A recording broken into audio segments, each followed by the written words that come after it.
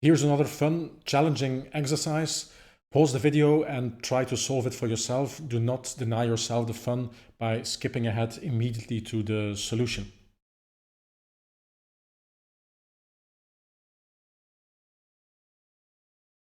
First thing we need to figure out is what is the complex function that we're going to integrate. Now in this case, that's rather straightforward. We're just going to replace x by z. So we have the integral of z to the power of 2m divided by z to n plus 1 dz. In terms of contour, since we need something about the integral from 0 to infinity on the positive real axis, okay, so this part, this section needs to be part of our contour, and we're going to close it like we do traditionally in the upper half plane with a semicircle, and then hope for the best that we do not cross any singularities here.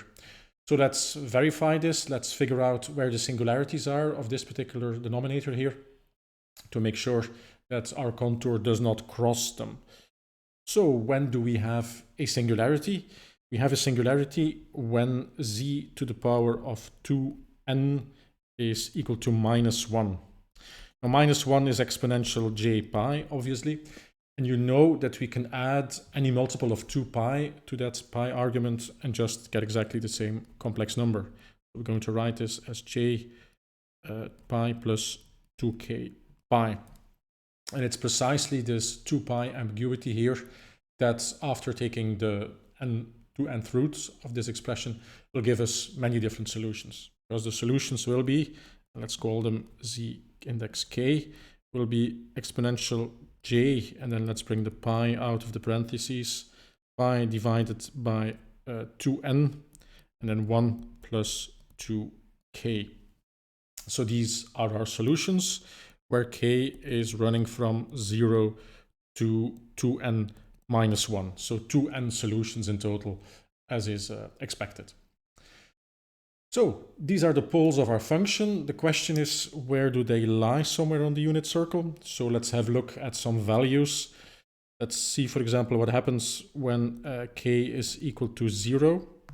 So in that case, we get an angle theta that's going to be pi over 2n. Okay. Let's have a look at what happens when k is equal to n. In that case, our angle theta is pi divided 2n 1 plus 2n. So this is going to give us pi plus pi over 2n. So just pi more than the solution for k is equal to 0. And just for fun, let's do one more. Let's have a look at n minus 1. So what happens if we have n minus 1, then we have theta is equal to pi over 2n, 1 plus 2. That should be then 2 times n minus 2. Now that becomes, again, pi, and then we have a minus 1, so pi minus pi over 2n. So I think that's enough information to try and figure out where these guys are located on the unit circle. So this is the unit circle. For k is equal to 0, we got a solution somewhere over here. So this is z0. For k is equal to n, we just add pi, so that's over here. And then when we have n minus 1, we have pi minus that angle. So this is a point that's lying over here. So now it becomes clear that the points of interest in our case, the ones that are lying in the upper half plane, are those where k is running from 0 to n minus 1. So these are the singularities of which we should calculate the residues. There's no singularity lying on the real axis. That would either be the point +1 or -1. But again, if you raise those to an even power, you will never get -1. So it's quite obvious that the horizontal axis here is singularity free.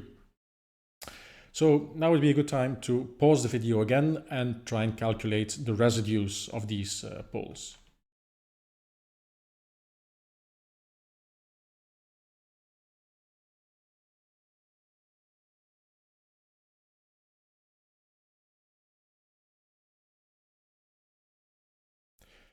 So for the case of single poles, we can use the following formula for the residue. So the residue at the pole zk, we're going to take the numerator, so that's z to the power of 2m, and we're going to divide that by the derivative of the denominator. So that's going to be 2n z to the power of 2n minus 1. And this we should evaluate in our point of interest in the point zk.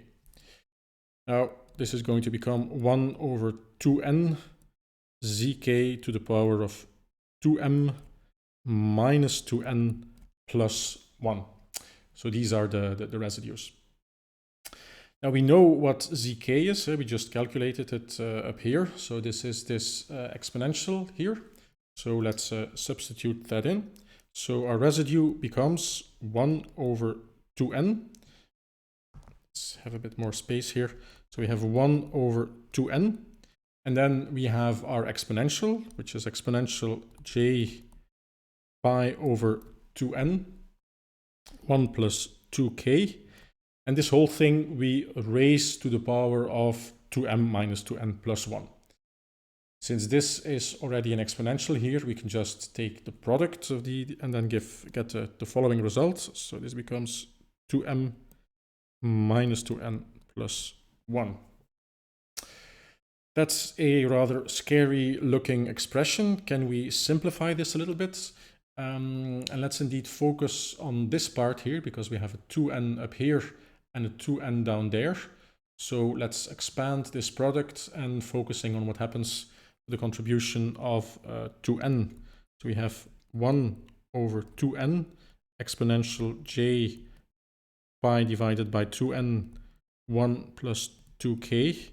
And then the part which does not contain 2m. So this is going to be 2m plus 1.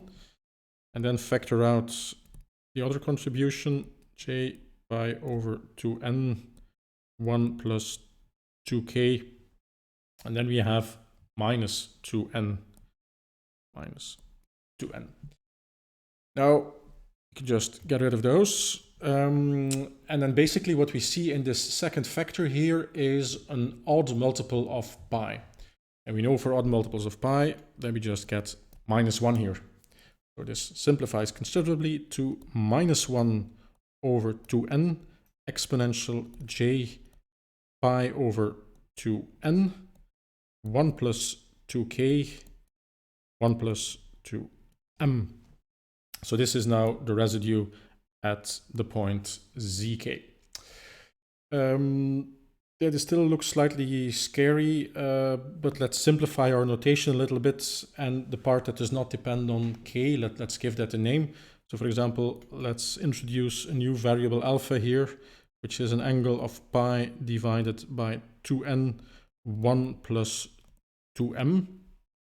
And if we do that, we can write our residue as minus 1 over 2n exponential j alpha 1 plus 2k, which is slightly easier to work with because we still have a long road ahead of us.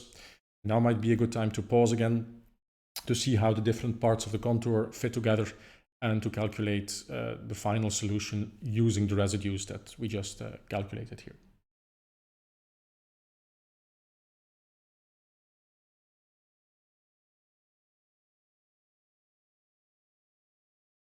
So let's go back to our contour.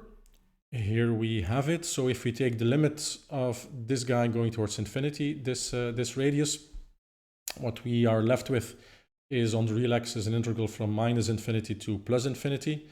But then we still need to worry what happens to this circular segment. This is going to be the big limit theorem. So in order for this thing to vanish thanks to the big limit theorem, we need to look at a certain limit. And that limit is the limit at infinity of our function. So that's z to the power of 2m divided by z to the power of 2n plus 1. And let's not forget about this factor here because we need to include that. So we'd like to have that this thing goes towards 0. And this is indeed the case because there's a much bigger power of z in the denominator than in the numerator. Indeed, 2m plus 1 is smaller than 2n. Why is that? Because if you go back to the question actually that we needed to solve. There it's explicitly written that m is strictly smaller than n. And here this thing is helping us considerably, because if we have m strictly smaller than n, so let's have a look at an example. 3 is strictly smaller than 4. If we double that, we have 6 is strictly smaller than 8, for example, but we can still safely add 1 and still be smaller than the right-hand side. So this thing always holds in our case, and this goes towards 0, and we do no longer need to worry about that circular segment. So the only thing we have left then is, as I mentioned, the integral from minus infinity to plus infinity, which is equal to 2 pi j, the sum of all the residues. So what are the residues? We have them from k equal to 0 to n minus 1. And then if you copy what we had earlier, we had minus 1 divided by 2n. So let's have a look at that again. We have minus 1 divided by 2n. And then let's here factor out exponential j alpha, so that we have the thing that depends on k as a separate factor. So we have exponential j alpha, and then exponential j2 alpha times k, but we're actually going to write this as this thing to the power of k, which is the same. But if you write it like this, it's very clear that this is a geometric series. So something of the form where we first have for k equal to 0, something to the power of 0 is 1. And then we have something, and then we have that something squared, all the way up to something to the power of n minus 1 in our case. And we're asking ourselves the question, what does this thing evaluate to? If you've forgotten the formula, it's very easy to derive again. So by simply taking that equation and multiplying it by r on both sides, then we get r plus r squared plus r to the power of n is equal to r times x. And then we just subtract these two equations to give us 1 minus r to the power of n is equal to 1 minus r x. So this is how we can calculate the result of that summation. So let's do that here now. We have, so let's get rid of the 2 here. We have minus pi j divided by n. We also bring out exponential j, and mistake here, that should not be theta, that should be alpha. Exponential j alpha. And then we have that summation formula, 1 minus r to the power of n. In our case, we find r over here. So this is exponential 2j alpha n, 1 minus exponential 2j alpha. Good. That's a final result, or at least something that can pass for a final result, but we can sort of like tweak this a little bit so that it becomes a little bit more compact. So pause the video and try and see if you can write this, for example, as a geometric function.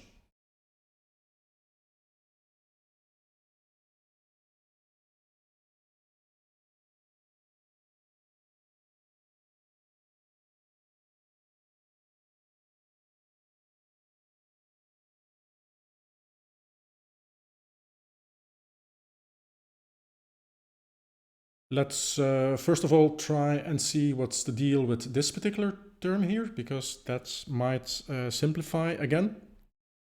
So if we have exponential 2j alpha n, let's bring back our definition of alpha. So 2j, and alpha just becomes 1 plus 2m divided by 2n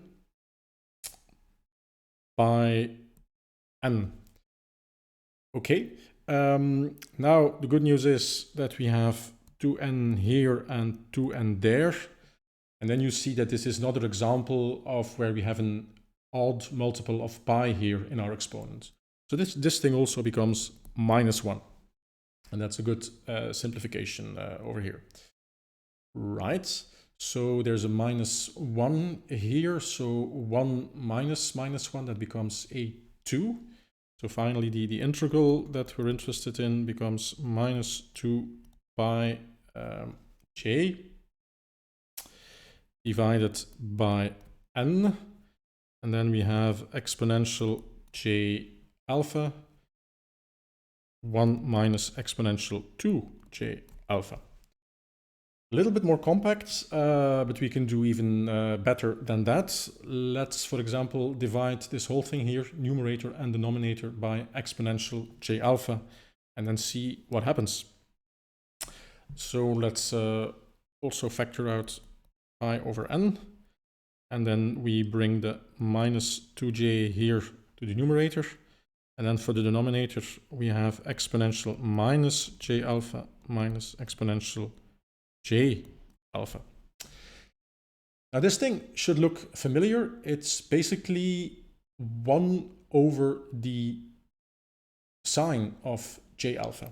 So that's just the definition of sine in terms of complex exponents. So that's here 1 over sine of alpha. So the whole thing is also, of course, the cosecant. We have pi over n cosec of alpha. So let's bring alpha back. Alpha was 2m plus 1 divided by 2n pi. So here we have a slightly more elegant looking solution for our integral. Small final remark that we shouldn't forget about. What we were asked was calculating the integral from 0 to infinity. But again, since our integrand is an even function because of all of the even powers, that basically means that we need to divide this by 2. So we have pi over 2n cosec 2m plus 1 divided by 2n pi. Okay, there we have it. Nice, elegant result for this interesting integral.